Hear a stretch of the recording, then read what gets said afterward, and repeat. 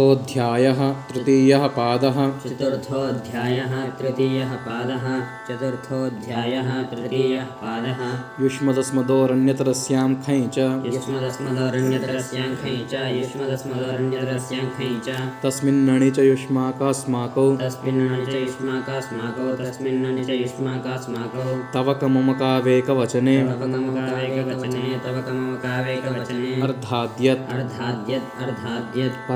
परावराधमोत्तमपूर्वाच्च परावराधमोत्तमपूर्वाच्च परावराधमोत्तमपूर्वाच्च दिक्पूर्वपदार्थै च दिक्पूर्वपदार्थै च दिक्पूर्वपदार्थै च ग्रामजनपदैकदेशादैठयौ ग्रामजनपदैकदेशादैठयौ मध्याह्नमः असाम्प्रतिके द्विपादनुसमुद्रम्यै कालाट्ठै श्राद्धे शरदः विभाषारोगातपयोः निशाप्रदोषाभ्यां च श्वसस्तुट् च सन्धिवेलाधृतनक्षत्रेभ्यो प्रावृषएण्यः वर्षाभ्यष्टक् छन्दसि ठञ्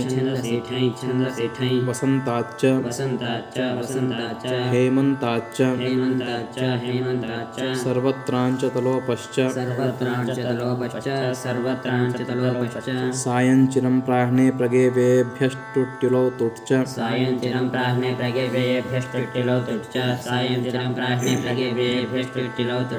विभाषापूर्वाह्नापराह्नाभ्यां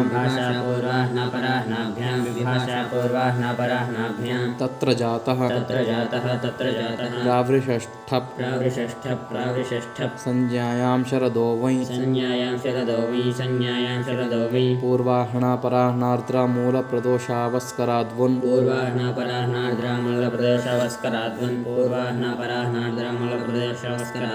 पथा पन्थ च अमावास्यायाव च सिन्ध्वपकराभ्यां कण् अणयौ च श्रविष्ठा फल्गुन्यनुराधा स्वातिथिश्य पुनर्वसु हस्तविशाखाषाढा बहुलाल्लुक्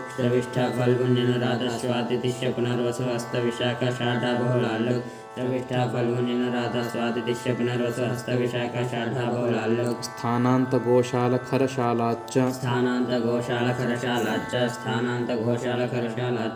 वत्सशालाभिजिदश्वयुक्षतभिषजो वा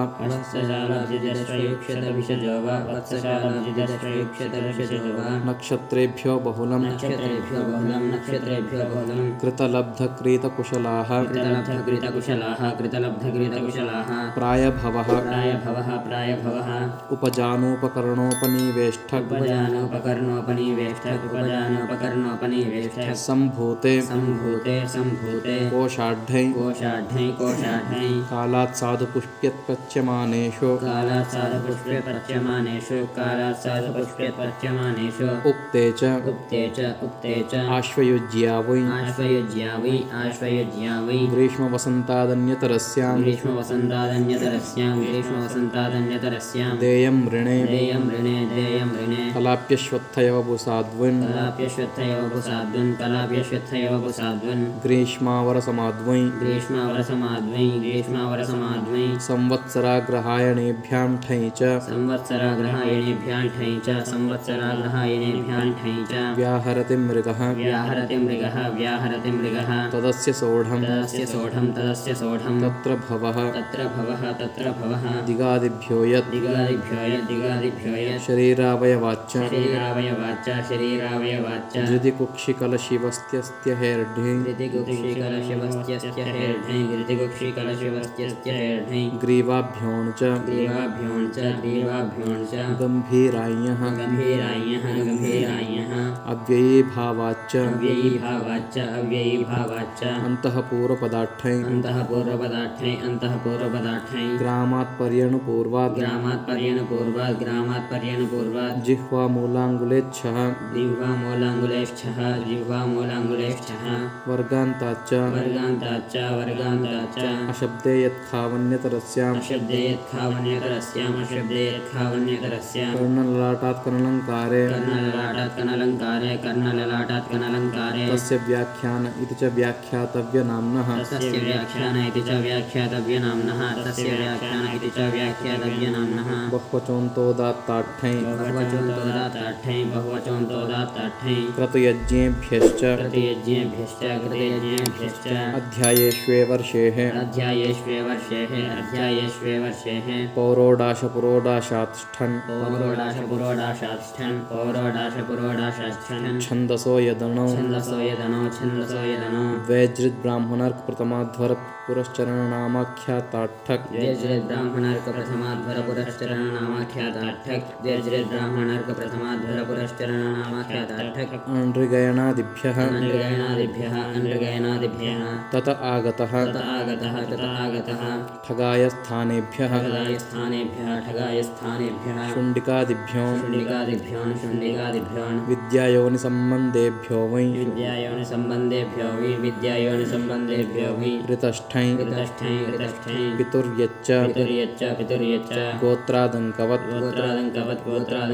हेतुमनुष्येभ्योऽन्यतरस्यां रूप्यः हेतुमनुष्येभ्योऽन्यतरस्यां रूप्यः मयच्च प्रभवति विदूरायः तद्गच्छति पतिदूतयोः अभिनिष्क्रामति द्वारम् अधिकृत्य कृते ग्रन्थे शिशुक्रन्दयमसभदुन्देन्द्रजननादिभ्यश्चः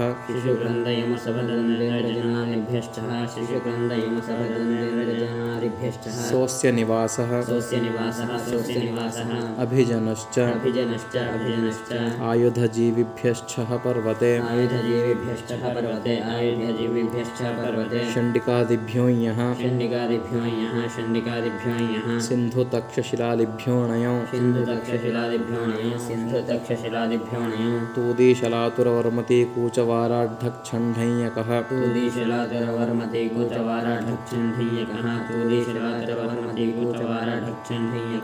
भक्तिः अचित्ताददेशकालाठक् महाराजाठ्ठै वासुदेवार्जुनाभ्यां वन् गोत्रक्षत्रियाख्येभ्यो बहुलं वै जनपदिनां जनपदवत् सर्वं जनपदेन समानशब्दानां बहुवचने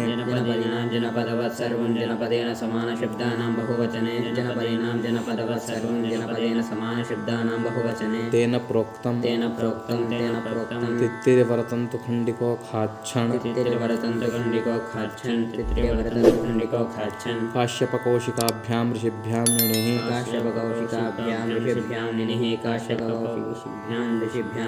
कलापि वैशम्पायनान्ते वासिभ्यश्च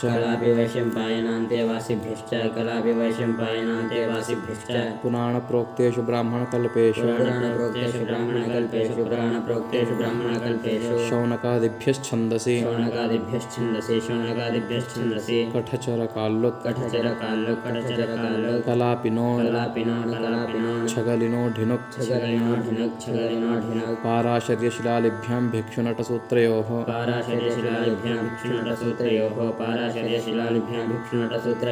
कर्मन्दकृशाश्वादिनिः तेनैकदिक् तसिश्च रसो यच्च उपज्ञाते कृते ग्रन्थे संज्ञायां कुलालादिभ्योमि कुलालादिभ्योमि क्षुद्राभ्रमरवटरपादपादै क्षुद्राभ्रमरवटरपादपादै तस्येदं तस्येदं रथाद्यत् रथाद्यत् पत्रपूर्वादै पत्रपूर्वादै पत्राध्वर्युपरिषदश्च पत्राध्वर्युपरिषदश्च हलसीराट्ठक् हलसीराट्ठक् द्वन्द्वाद्वुन्वैरमैथुनिकयोः द्वन्द्वाद्वैरमैथुनिकयोः गोत्रचरणाद्वै गोत्रचरणाद्वै सङ्घाङ्कलक्षणेष्वय्यामन् संघाङ्कलक्षणेष्वय्यामन् शकलाद्वा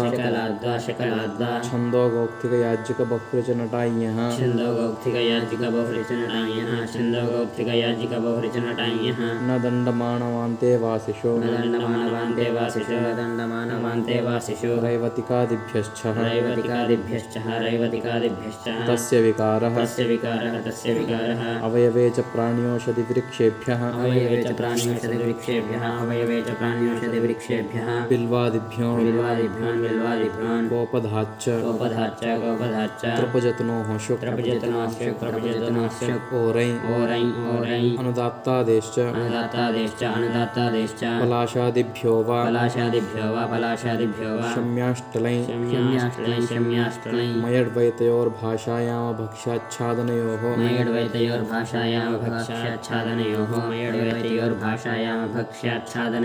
नित्यं वृद्धशरादिभ्यः गोश्च पुरीशे पिष्टाच्च संज्ञायां कन् व्रीहेः पुरोडाशे